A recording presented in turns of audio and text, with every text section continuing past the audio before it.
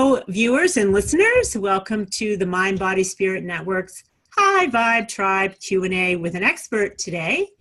And today we're honored to have a true pioneer in the plant medicine world. And we're going to start with a little introductory question to kind of grab your attention. So if you are dealing with health concerns, including aches and pains that persist despite seeking medical advice and treatments with other natural remedies, are you one of those people today?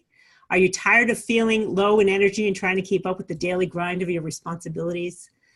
And are you looking for a safer, natural route to optimizing health and well-being for yourself and your loved ones? So if that piqued your attention, questions like these begin to lead us toward a profound new understanding, one that links our biology, our ecology, the growth of our consciousness, and our felt sense of connection with all of life.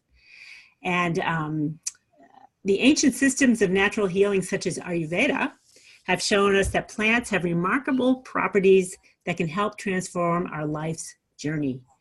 And with all of this in mind, I'm here to welcome one of the world's most respected plant medicine pioneers, Mr. David Crow.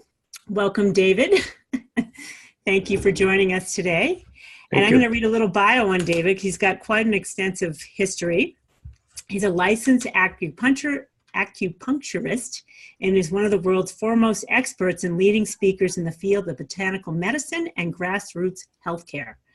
He is a master herbalist, aromatherapist, and acupuncturist with over 30 years' experience and is an expert in the Ayurvedic and Chinese medical systems. He's a renowned author, poet, and founding director of Floracopeia Aromatic Treasures. Did I say Floracopeia correctly, David? I meant to ask you. That's correct. It's not copia, copia. Okay. Floracopeia was created as a way to help preserve and promote the use of botanical medicines as solutions to solving numerous interrelated global problems, lack of health care, poverty, environmental destruction, and loss of ethnobotanical knowledge. He's traveled the world. He's been in front of significant audiences. I could go on, but we're going to... Well, and I read about one of your books. What was that first book that you wrote, David? In Search of the Medicine Buddha. The Search of the Medicine Buddha. Thank you. So just for a little like plant, metaphor, let's lay a little groundwork and tend to the soil to prepare our audience for who you are and how you got started in all of this. How did you get started in all of this? It's pretty extensive what you've been doing. And I didn't realize that you're really getting involved in global movements. I did not know that. So were you a little kid playing out? Well, I've had diverse interests for my whole life. And I was very fortunate earlier in life to be introduced to indigenous cultures in Central America specifically. And when I was a teenager, I first came in contact with some of the shamanic traditions in Central America. Now, this was before anything was known about any of this in popular culture, being about 50 years ago. And I realized that there was a whole different world that was out there that I was completely unaware of, and became very interested in this. And the first opportunity that I had to actually do something about this was to study Chinese medicine. And I was part of the first generation of people to get licensed as acupuncturists and study Chinese medicine in the United States. So I was in the second graduating class of the first acupuncture college in California. Wow!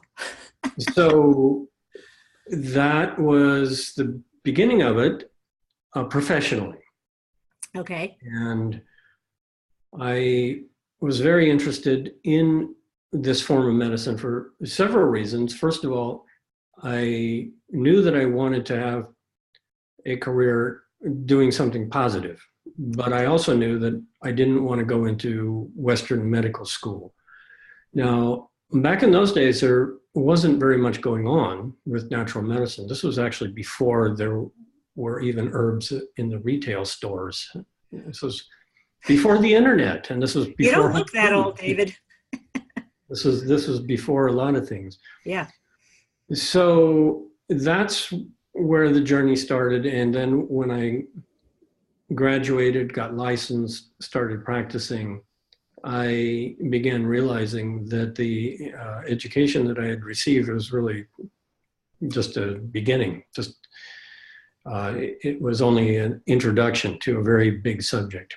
And I also learned that what is called traditional Chinese medicine, also known as TCM, TCM can also stand for traditional communist medicine, meaning that it's not really very traditional. It's really sort of a very watered down version that came out of the Cultural Revolution in China. And it was basically training people to do very, very simple functions, sort of as barefoot doctors in the villages. And that intrigued me, but it's not very useful in clinical setting with complex situations.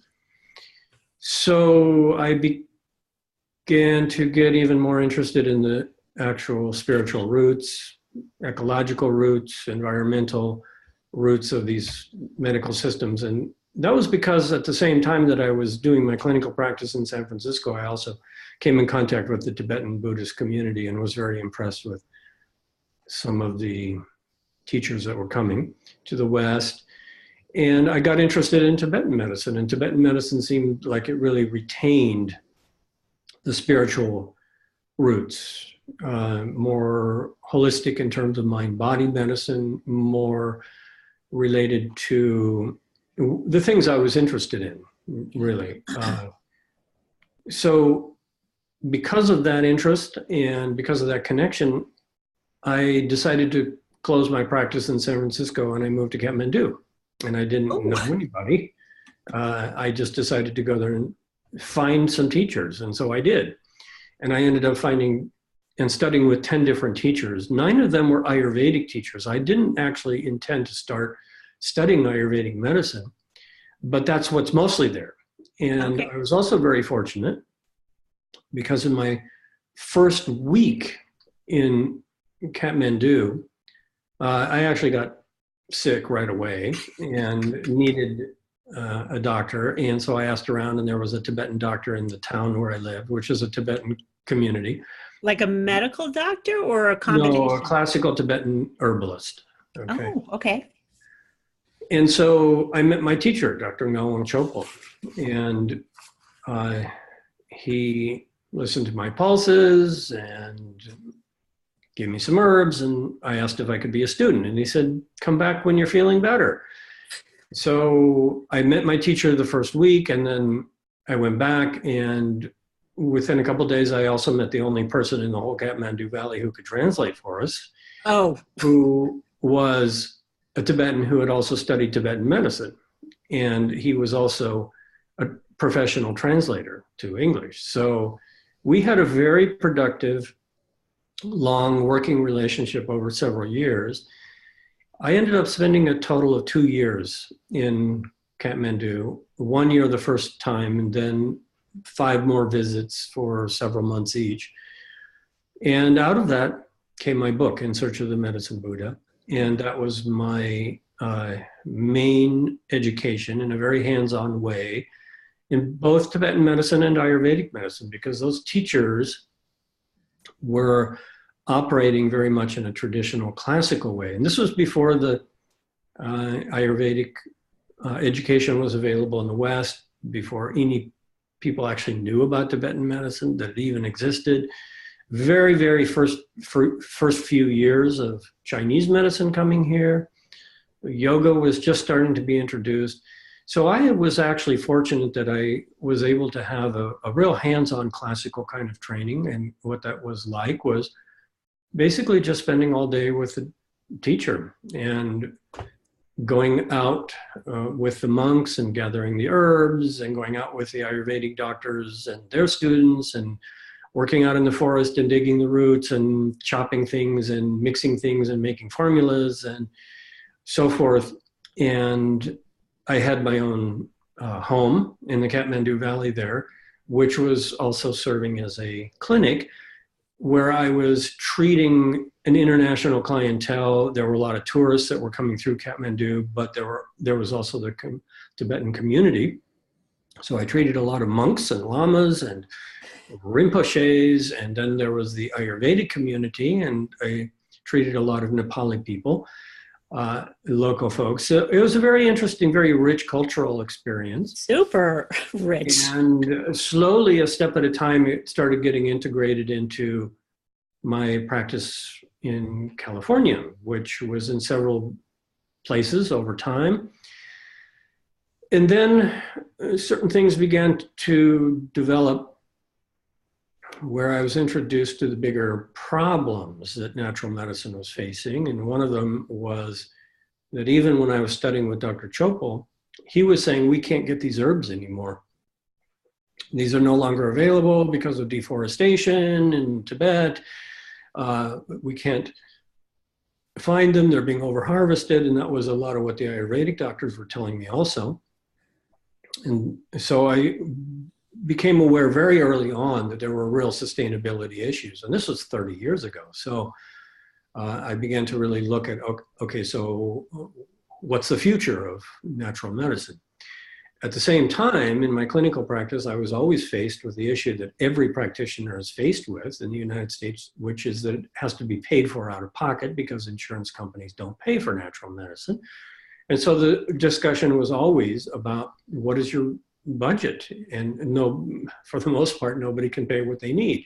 So natural medicine is sort of like a luxury of the wealthy. Has that changed though, David? No. It hasn't changed still? No. Oh. It's just that, you know, there's a lot of people at a certain socioeconomic level that can afford herbal products. But, you know, all across America, healthy food is beyond the reach of, you know, a great many people.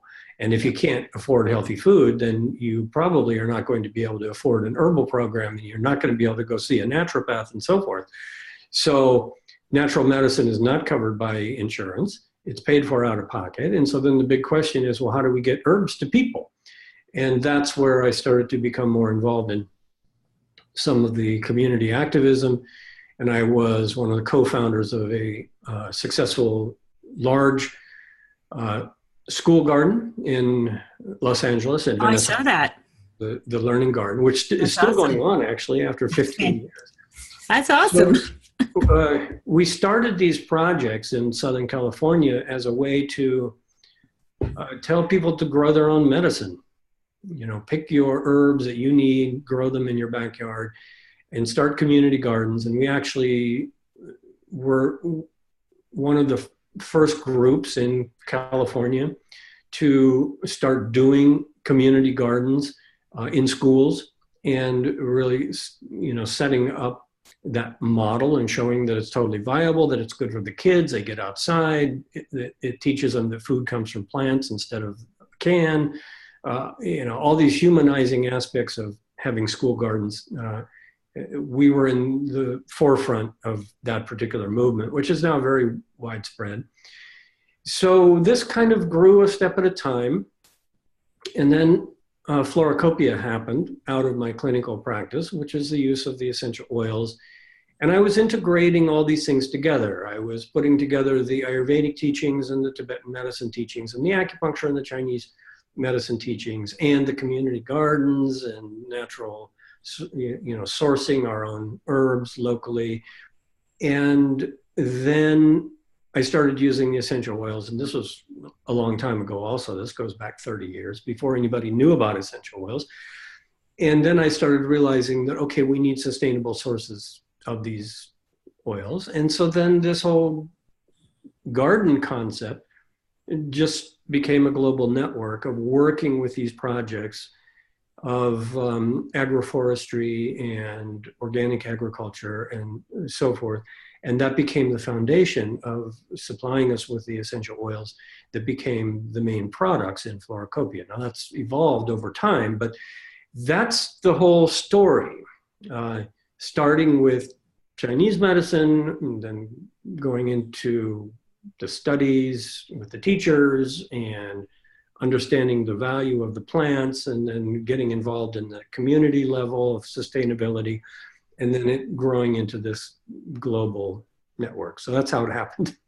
Congratulations. Good job.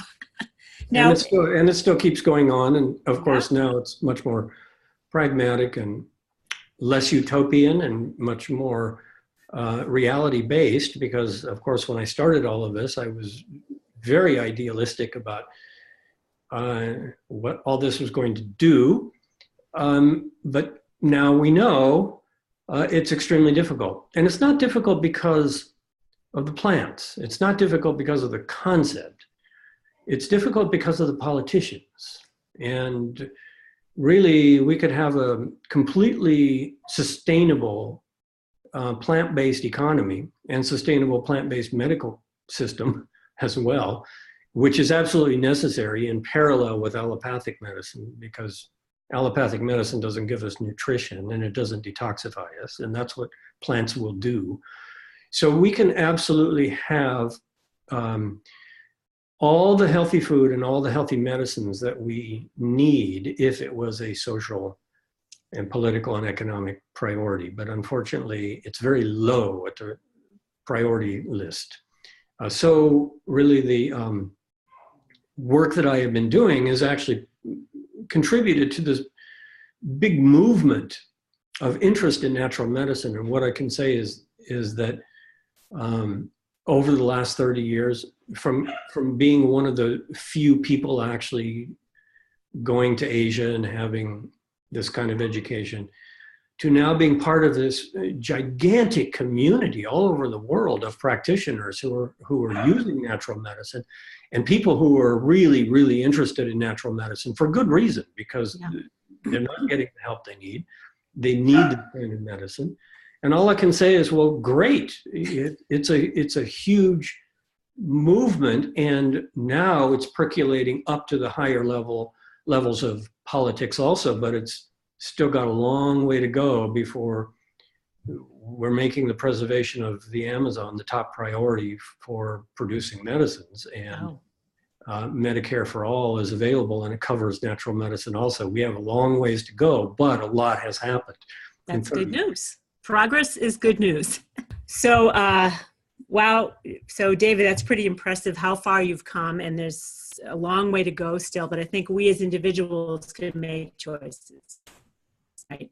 And not all of us have the economic wherewithal to make the choices that we want at the moment, but as individuals, we can at least start somewhere. And I love that it's become so widely renowned and used and understood and appreciated. And the Shift Network is helping with a lot of this awareness too. I was talking to Sandra Ingeman last week, who is all about nature, and it was fascinating to talk to her about her love of nature and connection with nature. And are you a shaman? Would you consider yourself a shaman?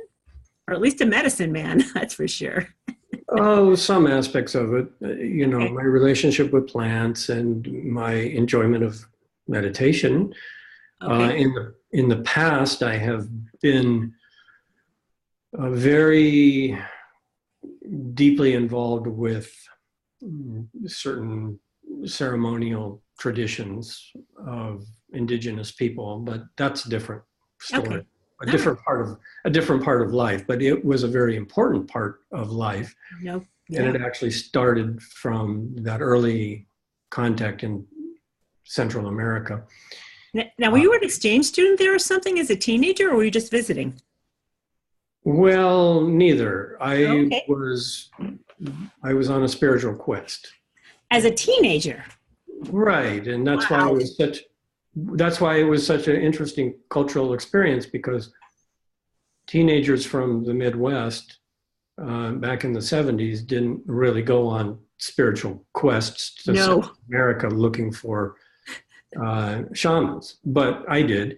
And it definitely played a formulative role in helping to introduce me to a completely different level of culture, history, tradition, ceremony and ritual and botanical medicine as well, because it was actually my first encounter with serious botanical medicine Yeah. in the mountains of Oaxaca. So yes, those experiences played a very big role in getting me interested in natural medicine in general. And then they came back again in sort of in different cycles at different times of life. There are certain plants that kind of invite you to participate with them at certain times of life. Oh. And you may want to participate with them, but if it's not really the right time of life and it's not really the best circumstances, and the experience may not be that great. But in my case, I can definitely say that there were two big invitations that happened once as a teenager, and then a second time, actually maybe 10 years later, in a different phase of my studies. And in both of those cases, it was very, very clear that there was some real deep purpose in participating in the culture and the ceremonies and the use of these very powerful plants for learning something very important at the time. And so, yes, those plants have played some fundamental role in my life. And now I have invitations from other kinds of plants because... So what do you mean you actually feel a calling from them? Like, hey, let's get together. I want to talk to you about what we can do. Kind of well, let's just say that at different stages of my life, the different groups of plants have been important. Okay. Okay. And it's not like there's always a clear message. It's like a lot of times it's more like, what's the most appropriate thing to do? Okay, so yes, there have been some times when there has been very, very clear information. You should come here and use these kinds of plants. That has happened. But mostly it's just like, what are the most appropriate plants for this particular time and place? And so when I was in Kathmandu, I was learning all about all kinds of different plants because I was studying Tibetan medicine and Ayurvedic medicine. So I was actually immersed in the major species of Tibetan and Ayurvedic medicine for a long time, learning different things about them.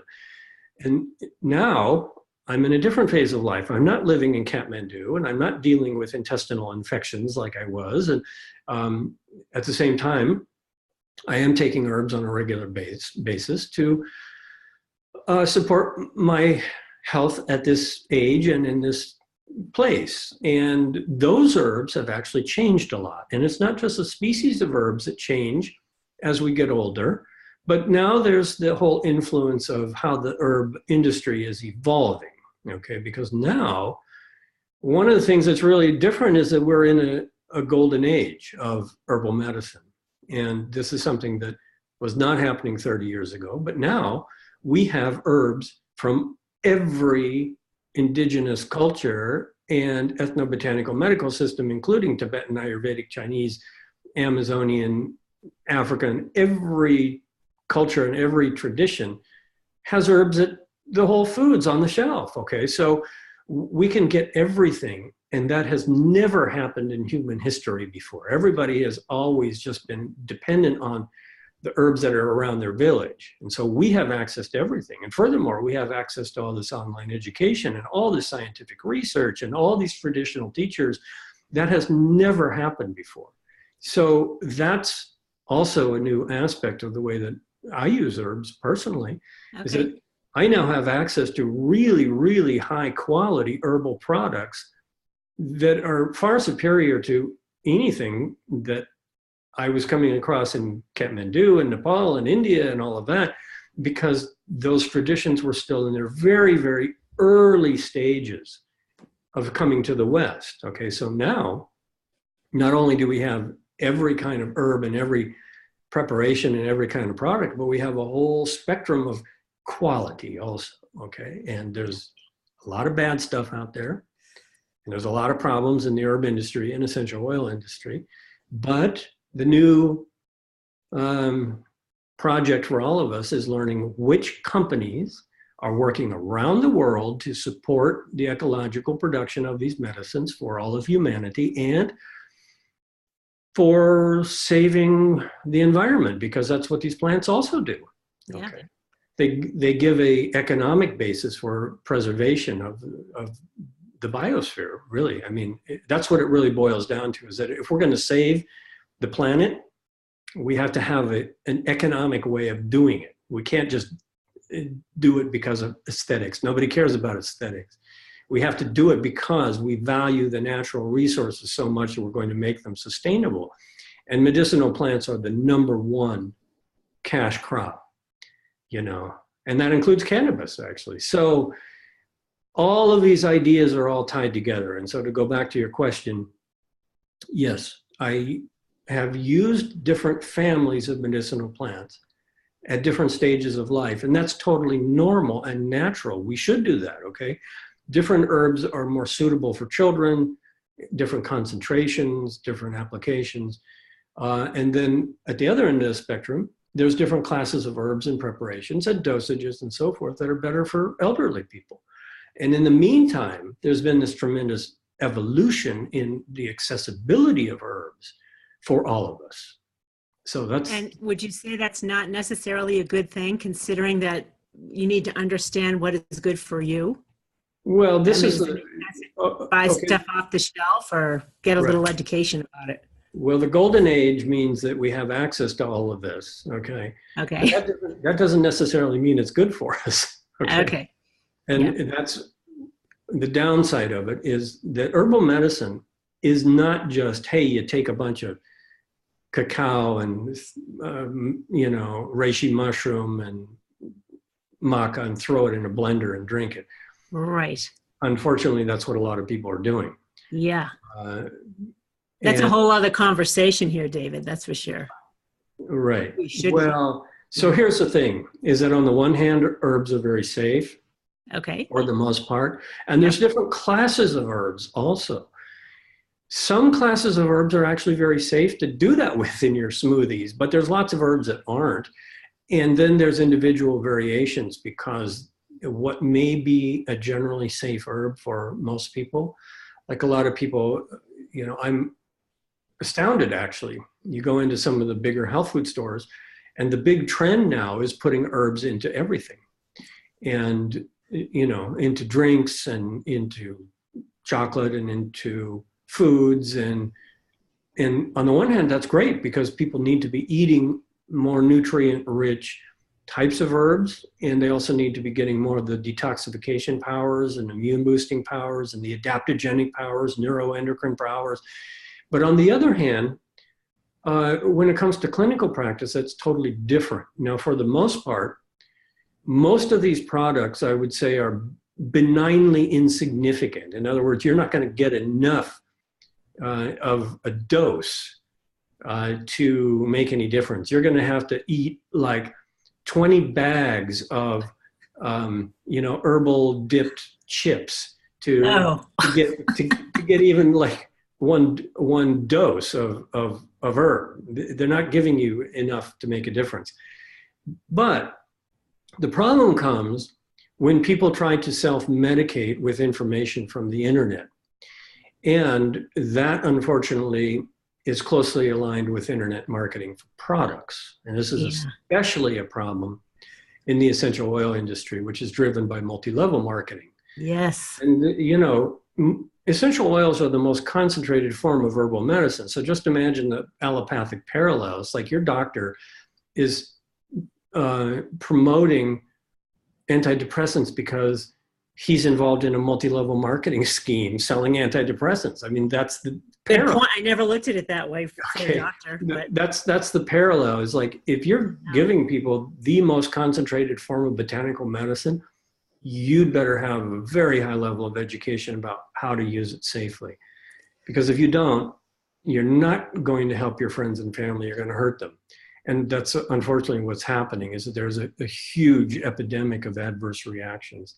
Ooh. People are burning their children, putting Ooh. oregano oil on undiluted. They're killing their pets because these companies say that it's safe to, rub this stuff all over your dog. It's hepatotoxic, it's neurotoxic. People are getting permanent esophageal damage from drinking lemon oil every day, which is, Ooh.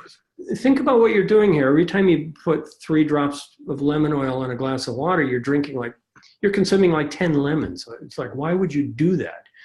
So that's the downside, is that herbal products are driven by marketing, and especially the essential oils. Now, marketing is not medicine, okay?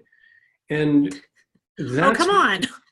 that's where, now I understand the pharmaceuticals are driven by marketing also, but that's not. No, they're not. That's not real healing either. So no. We have to take the marketing out of it, and then what are we left with? You need an education. So there's a exploding demand globally for people who want to use natural medicine because they need it, because they've gotten to the point where they can't stay on the medications and they can't get off of them. And that's a very complicated situation. Millions and millions of people are looking for alternatives to the medications that they're on, or don't want to be on, or want to get off. And that requires a very high level of clinical expertise, because a lot of these medications are extremely habituating and very dangerous to wean off of.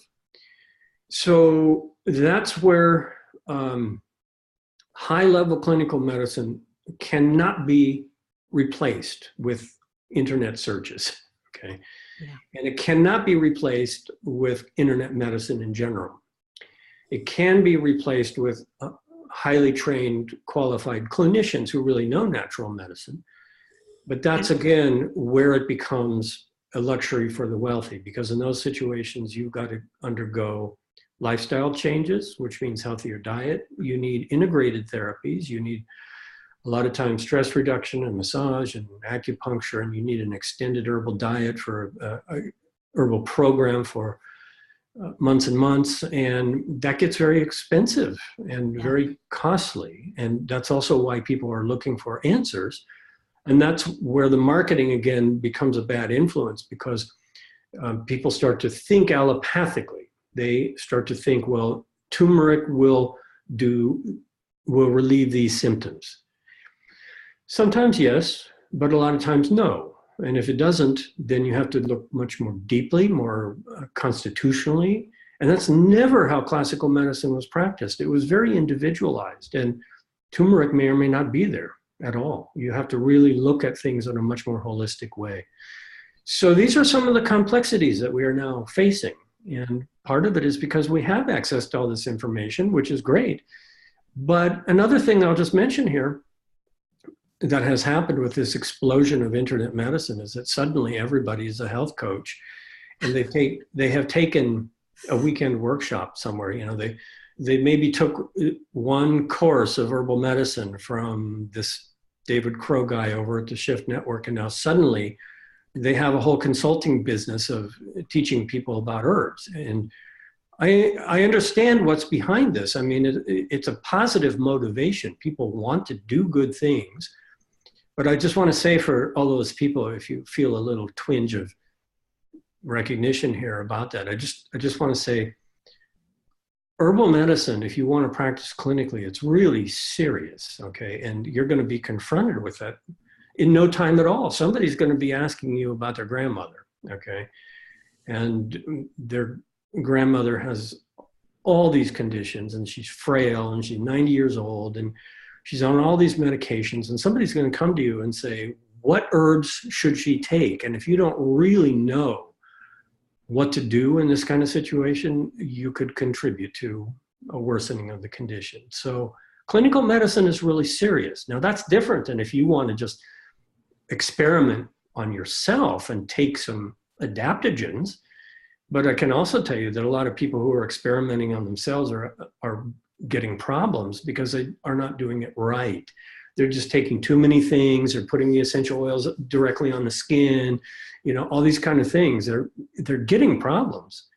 And so a basic rule to go by in this sort of, new age internet medicine scene, if somebody tells you that your inflammatory reaction is detox, just run away. It's not detox. People are not getting detox reactions. People are getting toxic reactions. All right. So there's a big can of worms. There's a big can of worms to open up. Thank you for that. I think we should go fishing now. Right. All right. So I'm glad you brought that up, because I'm in my line of work, I come across so many alternative health people that are health coaches.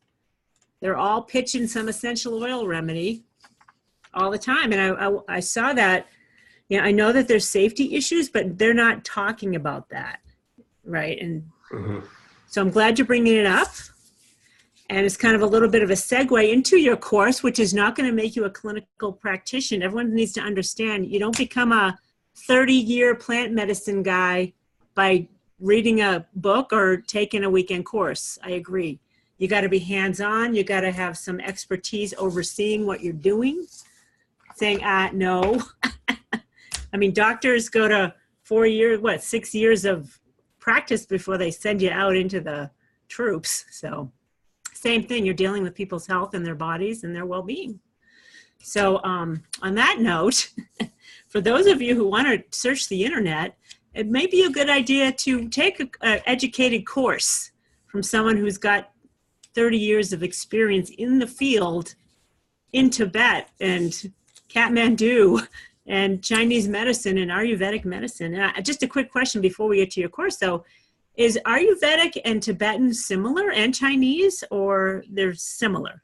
They're dealing with the same herbs, or? They have some similar concepts, and they also have some unique differences. Okay. And they also share a lot of the same herbs, and they also have their own unique herbs. Oh, that they grow in their countries, you mean? It makes them unique, or? Some of it is geographical, yeah. And or are they like cross-pollinating and coming up with their own? That also. Oh, okay. It's both. It's both. Okay. Now, do you have a farm of your own? Sorry? Do you have a farm of your own? No, or you I do source not. Things from, you do not? No, we work with farmers around the world. Okay. And people who are also doing other kinds of projects, agroforestry, sustainable replanting of sandalwood, for example, sustainable harvesting. So we have the business outlet to support people who are doing ecological agriculture that need to sell their products. That's our function right now. Oh, nice. Okay. Well, that's good to know. For your Floracopeia lines of essential oils. And I noticed your wife is in charge of development of flower essences. I was going to ask you about that, and I found the answer. Flower essences are very different than essential oils. They're more of a subtle homeopathic energetic remedy, and that is her personal passion. And she's also the product developer for her line of skincare products. Okay, I saw that. Beautiful website, by the way. Listeners, I'm going to have a link below here to visit their website and see of all their beautiful products they're offering. And I've had experience with flower essences that are really so effective when you're going through anything emotionally traumatic. I forget, and my sister who works with flower essence, she's like, Liz, take this, and I take it and it just smooths out the ride. Like, thank God. It's not like necessarily a cure-all, but it sure does smooth out the ride if you're going through difficult. That's a whole other topic. I'll have Sarah on. We'll talk about flower essences. So I want to introduce people to you. I'm partnered with the Shift Network, and David Crow is one of their premier presenters and experts in the field of plant medicine. And he has an ongoing course that's called The Ayurvedic Use of Essential Oils for Healing, Ancient Remedies to Safely Balance Your Energy System. So David, maybe you could talk a little bit about this. I know that the link that I'm going to provide below will give you access to a free webinar So David will introduce you to this, and then if you continue to be interested, it goes into a 7-week course. So why don't you tell us a little bit about what people could expect from that course and that initial webinar? Well, the subject of Ayurvedic aromatherapy is really how do we look at the use of essential oils through the lens of Ayurveda. Now, the thing about essential oils or herbs in general is that we can look at them through all kinds of different lenses. We can look at them through the lens of history, botany, chemistry, ceremony, ritual, spirituality, clinical practice, therapeutics, many different ways. And we can describe herbs and essential oils and diet and treatments also according to the classical terms of Ayurvedic and Chinese medicine. So for example, Chinese medicine has classified herbs into different large groups. Qi tonics, those things that clear heat, those things that clear dampness, they're in therapeutic categories. And then likewise, Ayurvedic medicine classifies things as well into different categories, such as herbs that pacify your vata, or herbs that clear the pitta, and so forth. So the thing that's interesting about essential oils is that they are a very recent development. This is a misconception that has been propagated by the MLM companies that essential oils have been around for thousands of years. The first essential oil was actually distilled about 1,000 years ago, but it was not widely available. And actually, essential oils have not been widely available even up until just recently, even just the past few decades, really. Essential oils were starting to become more popular in different forms, maybe a few centuries ago, specifically like in France and the perfume industry, but very limited. This is not, you would never have been able to find essential oils anywhere in the world, even 50 years ago. So what was available were all these aromatic preparations from aromatic plants. So a very interesting little background story here, I'll tell you. I started using this term Ayurvedic aromatherapy quite a while ago to describe certain things that I was teaching, how to use essential oils according to Ayurvedic principles, basically. And that's what the course is about. And I took a group of people on a tour to a Panchakarma clinic in South India, in Kerala. And we were specifically going on an aromatic plant tour to learn about the aromatic plants of Ayurveda. And so I got there, and the teacher I was going to be co-teaching with, Dr. Geeta, the first thing she said was, you know, we don't have aromatherapy in Ayurveda. And so here I was co-teaching with his Ayurvedic doctor this class on Ayurvedic aromatherapy for all these people coming from all over the world. And she was telling me there's no such thing as Ayurvedic aromatherapy. And I said, well, here's what I mean. Ayurveda uses aromatic plants in everything, okay? Ayurveda is a form of aromatic botanical medicine. And so then you go through and you look at all the different ways that Ayurveda uses aromatic plants. They use fresh aromatic plants in steam cabinets. They cook aromatic plants into aromatic medicated oils. They use aromatic plants in nose drops for nausea therapy. They use aromatic plants for fumigation and incense. They put aromatic plants into all kinds of different herbal preparations taken internally, on and on and on. And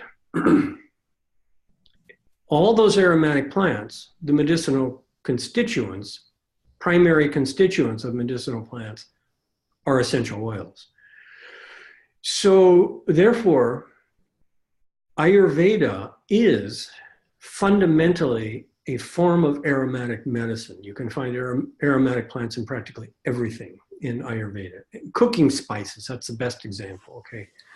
So cooking spices are based on essential oils. Now, Can we call that aromatherapy? Yes, if the therapeutic benefits are coming from the aromas. Well, where do we get the therapeutic benefit from aroma? Tea, massage oils, nasal insufflations, Shirodhara massage oils internally, all kinds of things. So therefore, I basically said, well, look, Ayurveda is aromatherapy. Ayurveda has all kinds of aromatic medicines, and she agreed. Oh, so we had a great tour. nice. Then, just to classify this, when I use the term Ayurvedic aromatherapy, I mean two things, and this is what the course is about. It's two primary things. How do you use essential oils according to Ayurvedic principles? Because essential oils are new, and she was absolutely correct. They don't use essential oils as we know it in Western aromatherapy. They use the whole plant form, which is biocompatible and safe. So, in order to make essential oils safe, we have to make them biocompatible. So let's look at the principles and the treatments of Ayurveda, and what can we learn? How can we use essential oils according to the principles? So that takes us into, well, how do we use essential oils for Vata, Pitta, Kapha, the three body types?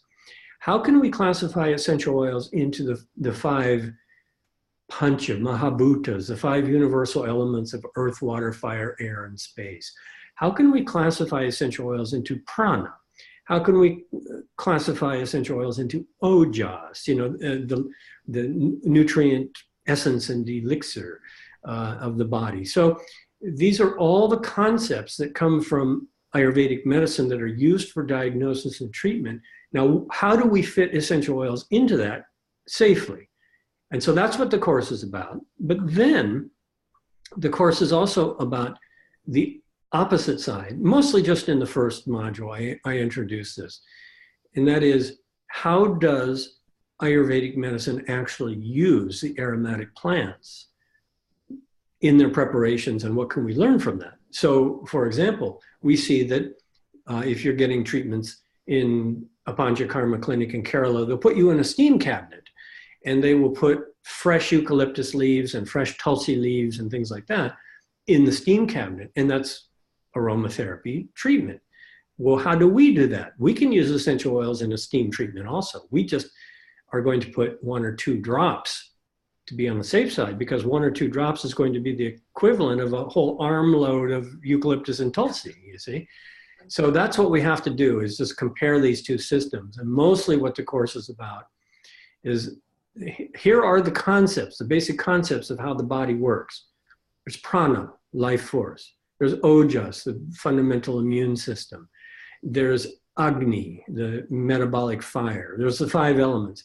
Now, how do we apply essential oils to those situations, to those concepts in Ayurvedic medicine, safely and wisely with therapeutic benefits? Now, the thing that's intriguing about aromatherapy and herbal medicine is that even though clinical medicine, the clinical use of herbs and essential oils for complicated health conditions, requires a high level of clinical practice, these are also the medicines of the people, folk medicine, always have been. And that means we don't need a high level of education, and that's a contradiction. I just said we do, okay? Well, we do and we don't, okay? We don't need a high level of education to use essential oils wisely. We just need to know the basic guidelines. We don't need to have a high level of clinical expertise to know that we can use certain kinds of herbs safely and wisely for common health conditions. You see, so that's the distinction we have to make. And the problem that's happening is that people are blurring the lines between folk medicine that everybody can use in their home, for their home pharmacy, for their family.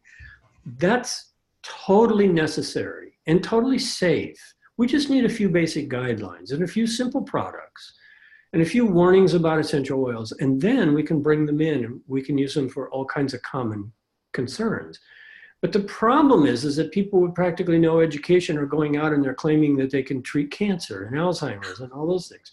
That's where we have to make a distinction. So this course basically gives us the tools to use essential oils safely and wisely in a home pharmacy, folk medicine level, uncomplicated conditions according to the principles of Ayurvedic medicine. So that's the summation of it.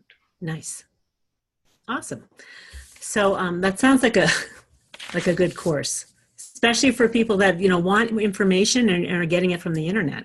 It's a better way to go, to have some guidance from someone who has done this for decades and became a shaman at 17. All right. So the second course, and you'll see links for this course below the video or on YouTube or wherever you're watching this, the blog or our podcast will have links to all of this so you can check it out.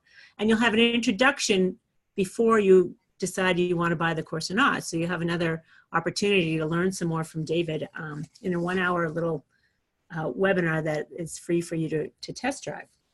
Now, the second one is called How Medicinal Plants Can Fuel Your Spiritual Evolution. Essential Insights that Unify Natural Medicine, Ecology, and Spirituality. This seems to be a big part of your background as well, the spiritual side of things, David, especially, going off to Kathmandu and Tibet, and all of this is based on spiritual practices as well, seemingly. Seemingly. Yes. Why don't you tell us a little bit more about what this course is about? Well, this course is about herbal medicine, but it's looking at it through the lens of what does this have to do with our spiritual evolution? Well, what is spiritual evolution? That's one of the first questions we address. What does that actually mean, that we are evolving spiritually? It sounds great. Does it mean that it's going to lead us to enlightenment? Does it mean we're going to become less irritable? What exactly does it mean? Well, the context, or I should say the premise of this course, is that medicinal plants can support us in many ways to do various kinds of spiritual practices, and that medicinal plants can be a spiritual practice. So one of the premises of the course is that, first of all, the way that we relate to plants can either be spiritual or not. It can just be an allopathic sort of consumerist sort of approach. And on the other hand, it can be deeply spiritual. And my hypothesis with all of this is that the more spiritual our relationship with plants is, the more sensitive we will be to nature, and therefore the more spiritually evolved we will become as a culture. So that's one of the definitions in my mind of spiritual evolution, is that we are becoming more sensitive to nature. Now, we can use medicinal plants to help us with certain practices because certain practices require that we have concentration. Certain practices require that we have relaxation. And concentration and relaxation are things that plants can definitely help us with. They're neuroprotective, and they're nutrients for the nervous system and so forth. So our mental state can be greatly benefited by using certain kinds of plants. And medicinal plants can also remove pain. Now, pain can be a great obstacle to spiritual evolution on the one hand, or on the other hand, pain can be a doorway into spiritual evolution. And terminal illness can be a doorway into spiritual evolution. And this is why I think that we are about to face a global collective spiritual awakening, because we're probably going to end up with a terminal diagnosis of Homo sapiens if we don't get our act together. And so we will be like a terminal patient collectively, and then we will be able to utilize this lifetime fully to really explore deeply what is the most important thing for us. And of course, some people will just, go and party, and some people will probably get enlightened. And that's always what pain and illness does, is that it drives people to some logical conclusion of who they are, and some will, when people get a terminal diagnosis, they oftentimes, if they have the orientation in the background, it will oftentimes be the most powerful time of spiritual awakening that they simply couldn't get around to because they were so distracted by life. Now, plants can help us, not just in terms of feeling better and giving us a longer life and alleviating pain and inflammation and helping us have a good mental state and good concentration and cognitive functions and all of that. We need all of that for our spiritual practice, whatever our practices are, yoga or qigong or meditation or whatever interests us. But there's another way that medicinal plants can become associated with our spiritual practice, and that is the way we relate to medicinal plants, or on an even larger scale, the way we relate to plants in general, or on an even larger scale, the way we relate to not only the plants, but to nature and all the elements in nature. So medicinal plants then give us the opportunity not only to help ourselves feel better, they definitely do things for us, but they also give us the opportunity to do things for ourselves in a new kind of way. And so the example that comes to mind, and this is what the course is all about. How do we do this? Well, for example, if you take eucalyptus oil, put a couple drops of eucalyptus oil in a diffuser, put a couple drops on your palms and inhale it, well, it'll help you breathe better. All right, well, that's nice. Well, what does this have to do with spiritual evolution? Nothing, really.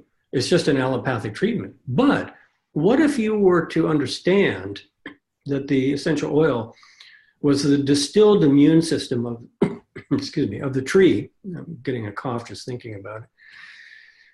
What if you were to understand that the essential oil was the distilled immune system of the tree, and that was then going to have a direct relationship with your own immune system? Well, suddenly you would be able to feel a biological unity between the immune system of forests and the immune system of your lungs.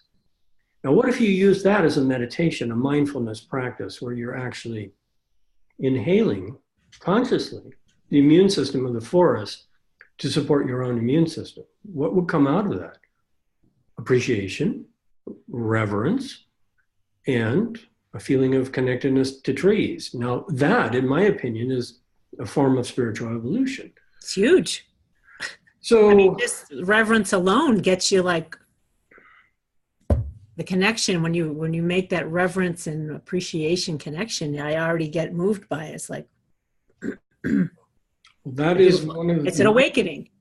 That is one of my definitions of spiritual evolution, is that we start to feel our biological unity and interconnectedness more, I should say. Now, I was actually really intrigued to come across a study some time back that posed the question to a large survey to a large group of people of all different types of backgrounds, religious, non-religious, spiritual, non-spiritual, all over the world. And the question was, how frequently do you think about interconnectedness? Do you know how frequently most humans think about interconnectedness? Never. Never. Okay. 20% of the people in the survey said they thought about interconnectedness, and the other 80% never thought about it. Okay, now in my opinion, if we don't start thinking about interconnectedness, we're not going to get out of the situation that we're in, because we're in it because we're not thinking about interconnectedness or acting as if we were interconnected. So I'm glad it's better than what I thought. Yeah, but anyway, the statistics are still depressing. But anyway, the medicinal plants, just to wrap this up and give you the short answer, there are all these ways that we can use the medicinal plants to enhance our awareness of biological unity. Just using that simple meditation. What are we using? We're using our breath. What element is that? Air. What else is using air? Everything. And right away, just mindfulness of breathing connects us to the breathing of the plants. And we breathe in an opposite pattern physiologically with plants.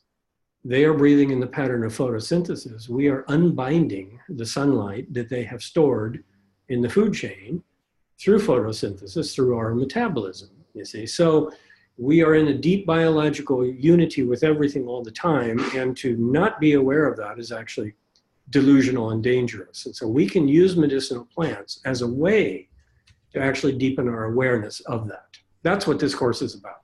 Nice. Thank you, David. So again, we'll have links to this particular course, which I love.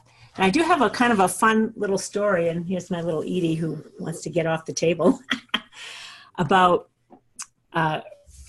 it's just a fun story about connectedness to trees. And I went through a period in my life where I definitely did not feel grounded. So my little affirmation was about me being grounded like the ancient redwood forests. Like, that's what I want. I want to be grounded like the ancient redwood forests. And then I had an occasion to work with a healer who was intuitive. And she's like, Liz, why is there, I just had a whole bunch of trees enter the room. And I'm like, so my affirmation of connecting with them, Spirit came and showed her, what? There's all the trees. We know what you're talking about. So it was just a funny little tree story about groundedness. I got chums in the redwood forest. They're there for me. So, all right, David, thank you so much for being with us today. Thank you so I'm so much. grateful to be able to support the classes that you're teaching. Best of luck to you and all that you're doing all over the world. Thank It's you. pretty significant that you're contributing in major ways and recognizing what needs to happen. A long time ago, you recognized this. And I look forward to interviewing your wife, Sarah. So listeners and viewers, stay tuned. Sarah is the product developer at Floracopeia for many things, or is it the skincare and the flower essences? Or Many all of things. it? Many things. Yeah, you're quite the team, you guys. Tag team. Tag, you're it. Okay, so please, if you're enjoying these interviews, so subscribe to our YouTube channel or our podcast or our blog. You can subscribe. We're everywhere in social media. And thank you all for joining us today. We'll see you again next week or whenever. You can just continue with the playlist and binge watch us if you want. That's a thing. I know it. Thank you again.